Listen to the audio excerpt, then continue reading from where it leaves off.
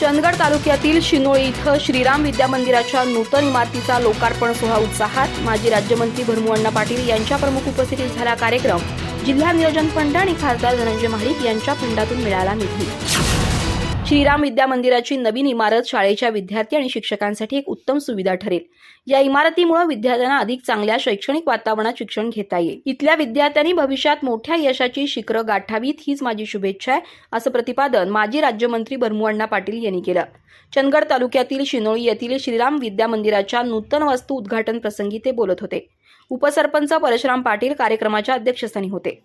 भरमू पाटील आणि प्रतापराव सूर्यवंशी यांच्या प्रयत्नातून जिल्हा नियोजन फंडातून 3 वर्गांसाठी 30 लाख रुपये आणि खासदार धनंजय महाडिक यांच्या फंडातून सुशोभीकरणासाठी 5 लाख रुपये मंजूर झालेत. याचं कोनशिला उद्घाटन दीपकराव पाटील, मायप्पा पाटील आणि प्रभाकर खांडेकर यांच्या हस्ते करण्यात आलं.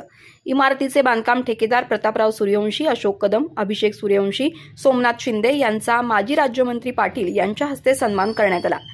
यावेळी ठेकेदार सूर्यवंशी, सामाजिक कार्यकर्ते एम पाटील, शाळा व्यवस्थापन समिती अध्यक्ष गजानन पाटील, धनंजय महाडिक, युवा शक्तीचे अध्यक्ष मायप्पा पाटील, माजी सभापती यशवंत सोनार, माजी सभापती शांताराम बापू पाटील आदींनी मनोगत मांडली.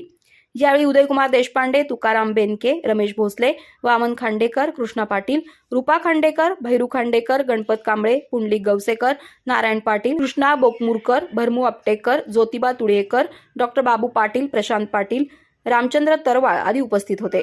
कार्यक्रमाचं सूत्रसंचालन रवी पाटील यांनी केलं, तर आभार हंबीरराव कदम यांनी मानले.